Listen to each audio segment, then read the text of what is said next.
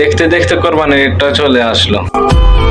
সেদিন থেকে এই দূরপ্রবাস নামক জেলখানায় বন্দী হলাম, শুধু টাকার জন্য। টাকার কি মূল্যায়ন? শুনলাম নাকি যার টাকা নাই এই সমাজে তার কোনো মূল্য নাই। কিন্তু আফসোস, নিজের পরিবার, আত্মীয় স্বজন, বন্ধু বান্ধবকে ছাড়াও এবারে ঈদটা কাটাতে হবে। অনেক মিস করব। এই ঈদে মায়ের হাতের সেমাই খেয়েও আর ঈদের নামাজে যাওয়া হবে না। আই মিস ইউ মা।